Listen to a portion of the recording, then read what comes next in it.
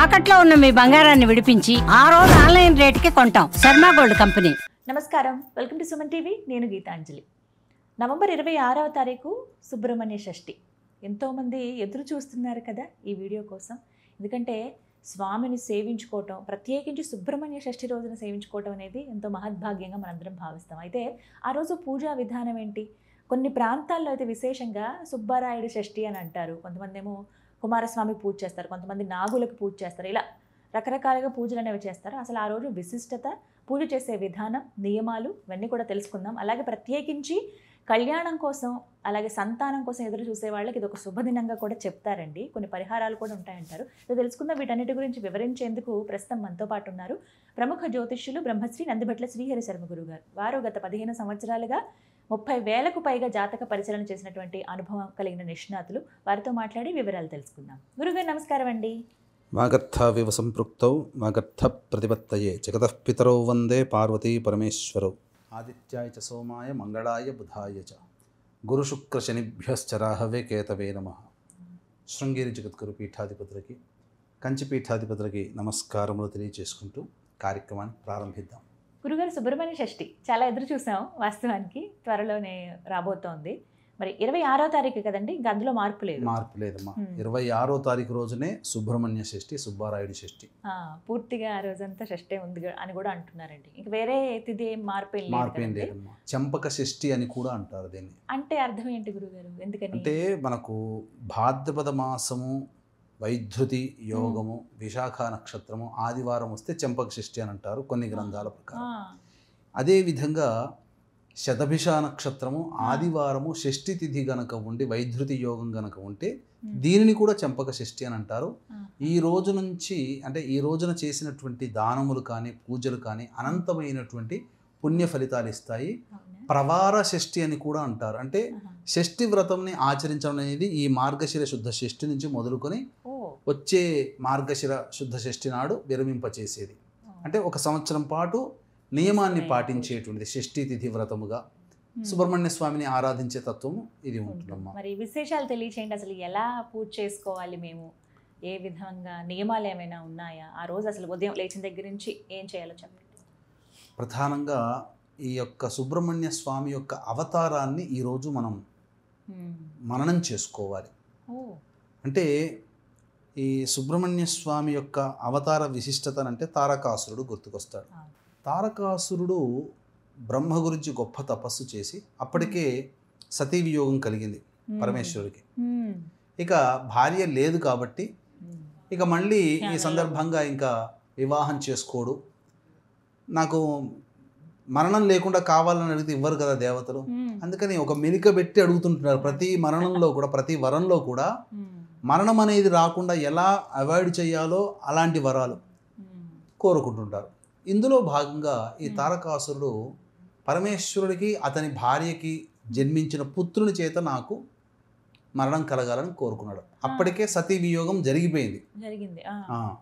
కాబట్టి ఎలాగో వివాహం చేసుకోడు పరమేశ్వరుడు. ఇక ధ్యానంలో ఉన్నాడు, యుగ యుగాలు ధ్యానంలోనే ఉంటాడు. ఇక వివాహం అంటూ కుదరదు అని అనుకున్నాడేమో. అలా అనుకున్న సందర్భంలో హిమవంత్ పుత్రికగా అమ్మవారు మళ్ళీ పార్వతిగా జన్మించడం, పరమేశ్వరుని ఆరాధన చేయడం, వేల సార్లు స్వయంవర కళా మూలమంత్రానుష్ఠానం చేసిన కారణం చేత ఆ పరమేశ్వరుని భర్తగా పొందింది. తరువాత ఈ భర్తగా పొందినటువంటి తరువాత జరిగినటువంటిది వృత్తాంతం ఏంటంటే, ఆ పార్వతీ పరమేశ్వరుల యొక్క అనుగ్రహం వల్ల ఈ యొక్క సంబంధించినటువంటి కుమారస్వామి జన్మించడం జరిగింది. అంటే మోహావేశం, అదే ఎలాగో చెప్పబడతారంటే, మోహావేశము చేత శివుని వీర్యము ప్రతనమైతే దానిని అగ్ని గ్రహిస్తాడు. అగ్ని కూడా భరించలేనంత వేడి ఆ శివవీర్యం. దాన్ని తీసుకుని వెళ్ళి వరుణునికి అందజేస్తాడు. ఆ వరుణుడు నదీ తీరంలో, గంగా నదీ తీరంలో వేస్తే ఆ గంగా నదీ తీరంలో వెలిసినటువంటి కృత్తికలు ఆ యొక్క శిశువుని పెంచడం కారణం చేత అతని పేరు కృత్తికుడుగా మారింది. కార్తికేయుడు, కృత్తికుడు అని అంటారు. కృత్తికా నక్షత్రం అక్కడి నుంచే వచ్చింది. అందుకనే అగ్ని ద్వారా జన్మించాడమ్మా. అందుకనే కృత్తికా నక్షత్రము అగ్నిర్నఃపాతు కృత్తికా అంటే కృత్తికా నక్షత్రానికి అధిపతి అగ్నిదేవత. కృత్తికల చేత పెంచబడ్డాడు కాబట్టి కార్తికేయుడు అయ్యాడు. ఇంకొక విధానం ప్రకారము ఈ యొక్క తారకాసుని యొక్క సంహారం జరిగిన తరువాత ఎక్కడో ఒక చోట ఇదంబుడు అనేటువంటి యొక్క రాక్షసుడు మిగిలిపోయాడు. అది కూడా సంహారం చేయాల్సినటువంటి బాధ్యత కుమారస్వామి మీద ఉంది కాబట్టి ఈ ఇదంబుడు కూడా తారకాసుని అన్నదమ్ముల్లో ఒకడు. ఇప్పుడు ఎక్కువగా కావడి మోసుకొస్తారు, చూసారా మీరు? తమిళనాడులో కావడి మోసుకొస్తారు. ఈ కావడి మోసుకురావడానికి గల కారణం కూడా ఈ ఇదంబుడు అనే రాక్షసుడు. అంటే ఒకప్పుడు అగస్త్యుని యొక్క మహత్యాన్ని తపస్సుకు మెచ్చినటువంటి పరమేశ్వరుడు 2 కొండలు ఇస్తాడు. ఇది తీసుకుని వెళ్ళి నీకు నచ్చిన చోట ఈ దక్షిణ దేశంలో నీవు ప్రతిష్ఠింపజేయి అనగా అగస్త్యుడు చాలా సంతోషించి శివపార్వతుల కొండలుగా దాన్ని తీర్చిదిద్దాం అనుకుంటాడు. అనుకొని 2 కొండల్ని తన భుజాన వేసుకొని పోతాడు. కానీ ఎంతవరకు చేయగలుగుతాడు? కొంతవరకే. తర్వాత ఏం జరిగింది? ఈ ఇదంబుడు అనే రాక్షసుడు ఆయన దగ్గర కొన్ని విద్యలు నేర్చుకోవాలని చెప్పి శిష్యుడిగా చేరుతానంటాడు. అప్పుడు ఆ అగస్త్య మహాముని ఒక షరతు పెడతాడు. ఈ 2 కొండలని నేను చెప్పిన చోటికల్లా తీసుకొని రా, నేను ఆపమన్నప్పుడు ఆపేసేసాయి, అప్పుడు నీకు మొత్తం నా శిష్యుడిగా స్వీకరించి నీకు అన్ని విద్యలు నేర్పుతానంటాడు. ఆయన ఆ విద్యల కోసమని ఆ బరువును మోస్తాడు. ఒక కొంత దూరం పోయిన తర్వాత కొన్ని కిలోమీటర్లు, ఇప్పటి కాలానికి మైళ్ళు దాటిన తర్వాత అలసిపోయి ఆ 2 కొండల్ని ఒక పక్కకు పెడతాడు. కావడిలోనే పట్టుకుంటాడు, పక్కకు పెడతాడు. సేదదీరి మళ్ళీ శక్తి వచ్చిన తర్వాత పట్టుకుందామంటే ఒక కొండ భూమికి రావట్లేదు, అతికిపోయి ఉంటుంది. ఒక కొండ లేస్తుంది. దీనికంతా కారణం దాని మీద వేయించేసి ఉన్నటువంటి బాలకుడు అని గ్రహించి ఆ బాలుడితో మాట యుద్ధం జరిగి ఆ బాలుడితో యుద్ధం దాకా వస్తుంది. అటువంటి ఆ బాలుడు ఎవరో కాదు, కుమారస్వామి. ఆ యుద్ధం జరిగిన తర్వాత మూర్ఛిల్లిపోతాడు. అతని భార్య అతన్ని మొక్కుకుంటుంది. మొక్కుకొని నా భర్తను రక్షించమని వేడుకుంటుంది. అప్పుడు అతన్ని రక్షించి అతనికి ద్వారపాలకుడిగా, కుమారస్వామికి ద్వారపాలకుడిగా ఈ యొక్క ఇదంబుడిని పెట్టుకుంటాడు. అప్పటి నుంచి కావడి మోసుకొని వచ్చాడుగా, అప్పటి నుంచి కావడి అనేటువంటిది ప్రయాణం అప్పటి నుంచి స్టార్ట్ అయింది. కావడికి విశేషంగా ఎక్కువగా. అలాగే కుమారస్వామి గురించి చెప్పినప్పుడు అండి, ముందుగా ఆయన వాహనాల గురించి కూడా వర్ణిస్తారు. అందులో కోడిపుంజు ఒకటి, అలాగే నెమలి, మయూర వాహనం అని కూడా చెప్తారండి. ఇక నాగు ఎలాగో ఉంటుంది. అంటే ఎందుకు ఇవి వాహనాలుగా స్వామి ఎంచుకున్నారు, ఆ విశిష్టత కూడా తెలియచేయండి. తప్పకుండానమ్మా. అంటే శూరపద్ముడు అంటే తారకాసుని మరి యొక్క తమ్ముడు శూరపద్ముడు మిగిలిపోతాడు. ఆ శూరపద్ముడితో యుద్ధం జరిగేటువంటి సందర్భంలో తన యొక్క శూలాయుధంతో ఒకే దెబ్బతో అతని శరీరాన్ని 2గా ఛిద్రం చేస్తాడు. చేసినప్పుడు ఆ శూరపద్ముడి యొక్క శరీరం 2 భాగాలుగా విడివడి ఒకటి నెమలిగా ఒకటి కోడిపుంజుగా మారుతుంది.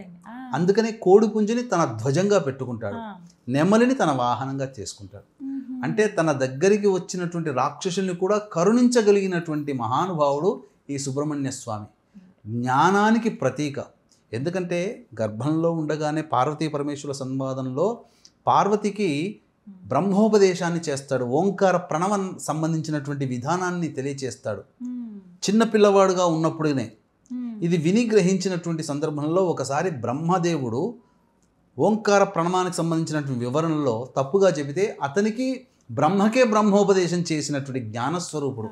అందుకే జ్ఞానానికి కారకుడు ఎవరయ్యానంటే సుబ్రహ్మణ్య స్వామి. ఈ కాలంలో చాలామంది పిల్లలు ఆటిజం భావాలతో ఇబ్బందులు పడుతుంటుంటారు. మాట రాకుండా, జ్ఞానం పెరగకుండా, అంటే బుద్ధి అనేటువంటిది హైపర్ యాక్టివ్ అవ్వడము, వయసు పెరుగుతున్న బుద్ధి పెరగకపోవడం లాంటి సమస్యలు పిల్లలకి ఎక్కువగా ఉంటున్నాయి కదా. ఇవన్నీ సుబ్రహ్మణ్య స్వామి యొక్క అనుగ్రహం వలన తీరుతాయి. ఇది అలాగే సర్పము అనేటువంటిది ఎందుకనంటే జ్ఞానానికి కారకుడు కదమ్మా. మన శరీరంలో జ్ఞానాన్ని సూచించేటువంటిది మూలాధార చక్రం వరకు. అంటే ఇక్కడ ఉన్నటువంటి ఆ చక్రము అలా పాము రూపంలో ఇలా మెదడుకి ఇక్కడ ఉన్నటువంటి మూలాధార చక్రం నుంచి ఇక్కడికి దాకా చేరుతుంది. మూర్ధి స్నానానికి దగ్గర చేరుకొని భేదం అయిపోతుంది. మూలాధార చక్రం నుంచి అలా విడివడి షట్చక్రాల ద్వారా గుండా ప్రవేశించే జ్ఞానమే కదా. నాగుపాము రూపంలో ఉంటుంది కాబట్టి నాగుపాముని అక్కడ మనం చూస్తాం స్వామివారి యొక్క చిత్రపటంలో. ఇదంతా కూడా కాబట్టి సుబ్రహ్మణ్య స్వామి యొక్క అనుగ్రహం వల్ల కుజదోషం తొలగిపోతుంది, కాలసర్పదోషం తొలగిపోతుంది. అకాల ప్రమాదాలు తొలగిపోతాయి, వైవాహిక జీవితంలో ఇబ్బందులు డైవోర్సులు రాకుండా ఆనందకరమైన జీవితం కలుగుతుంది. అలాగే తరచూ యాక్సిడెంట్స్కి గురయ్యేటువంటి జాతకాలలో, తర్వాత ఇన్సెక్యూరిటీ అంటే ఆత్మన్యూనత అని అంటారు కదమ్మా, దాన్ని పొందేటువంటి వాళ్ళ జాతకాలలో ఈ కుజుడు ఉంటాడు. అలాగే ఎవరి జీవితంలోనైతే ఎవరు వాళ్ళని ఉద్యోగం నుంచి తీసారు, వీళ్ళంతటి వీళ్ళే కొంతకాలం చేసి బయటికి వస్తారు, అంటే కంటిన్యూటీ ఇన్ ప్రొఫెషన్ అనేది లేకుండా ఉంటుందో అటువంటి వాళ్ళ జాతకాల్లో ఈ కుజుడు దోషకారిగా ఉంటాడు. వివాహాల విషయం, కోర్టు సమస్యలు, ముఖ్యంగా కోర్టు సమస్యల విషయం, ఆస్తి తగాదాల విషయం, అలాగే దాంపత్య విషయం, ఆపరేషన్స్కి సంబంధించిన విషయం, తరచూ యాక్సిడెంట్స్కి గురయ్యేటువంటి విషయం, ఉద్యోగాల సంబంధమైన విషయం, ఇలా మానవుడి జీవితంలో సుబ్రహ్మణ్య స్వామి అధిష్టాన దేవతగా ఉన్నటువంటి కుజగ్రహ ప్రభావం వలన ఇవన్నీ సంబంధించిన సమస్యలు కలుగుతాయి. ఈ సమస్యల నివారణకి మానవుడు విశేషించి ఈ యొక్క మార్గశిర శుద్ధ షష్ఠి అయినటువంటి సుబ్బారాయుడి షష్ఠి, సుబ్రహ్మణ్య షష్ఠి రోజున కొన్ని పరిహారాలు పాటించుకోవాలమ్మా.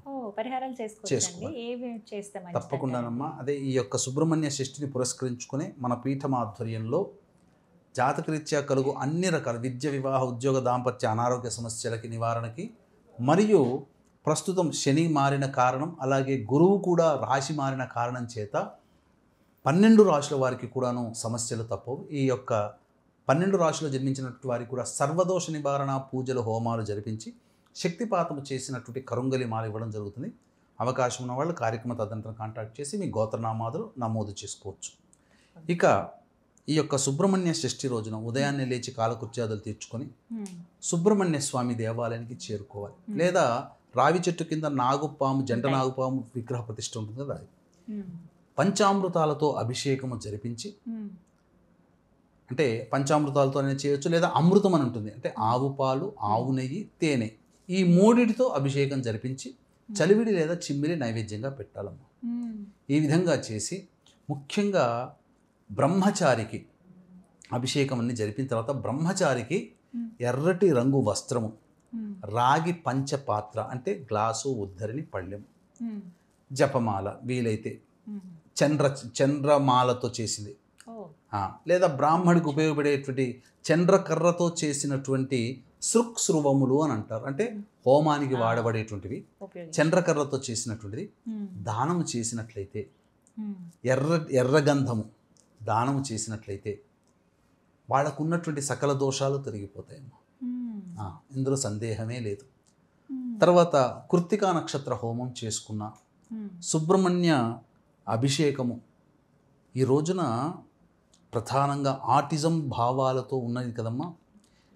ఈ సుబ్రహ్మణ్య షష్ఠి రోజున ప్రారంభం చేసి ఆ రోజున తేనెతో, పట్టు తేనెతో ఆ సుబ్రహ్మణ్య స్వామికి అభిషేకం జరిపించి ఆ తేనెని మంత్రపూర్వకంగా చేయాలి. ఏదో సుబ్రహ్మణ్యానం, మహాసుబ్రహ్మణ్యానం కాకుండా మంచి బ్రాహ్మడి చేత పెట్టుకొని సుబ్రహ్మణ్య స్వామికి అభిషేకము నమక చమక మంత్రాలతో సర్పసూక్త విధానముగా అభిషేకము జరిపించి ఆ తేనెని తీసుకొని ప్రతిరోజు ఏ పిల్లవాడైతే ఆటిజం బుద్ధిభావంతో ఇబ్బంది పడుతున్నాడో వాళ్ళకి గనక తినిపిస్తే 40 రోజుల్లో వాళ్ళలో చాలా మార్పులు వస్తాయి. డాక్టర్ల కోసం లక్షలు ఖర్చు పెడుతున్నారమ్మా. ఒక్క 3-4 వేలు పెట్టి మంచి బ్రాహ్మడి చేత చేయించుకుంటే తప్పేంటి. అలాగే విభూతితో అభిషేకం జరిపించి, నమక చమక మంత్రాలతో అభిషేకం జరిపించి ఆ విభూతిని తీసుకొని ప్రతిరోజు రాసుకొని వెళితే కార్యజయం అయిపోతున్నాం. ధనానికి లోటుండని జీవితాన్ని గడుపుతారు. ఇది నా వాక్యము కాదమ్మా, అనుభవించినటువంటిది. అందుకనే మీరు తమిళనాడు చూశారనుకోండి, ప్రతి వాళ్ళు విభూతి రాసుకుంటారు, ప్రతి వాళ్ళు హే మురుగన్ అంటారు, మురుగన్ మురుగన్ మురుగన్. ఇక అసలు అంత తప్ప లేదు. స్వామివారికి స్వయాన ఇంద్రుడే తన కూతురినిచ్చి వివాహం చేశాడు. కాబట్టి తిరుత్తణి, కంచికి 40 కిలోమీటర్ల దూరంలో ఆ తిరుత్తణిలో వివాహం జరిగింది స్వామివారి కళ్యాణం.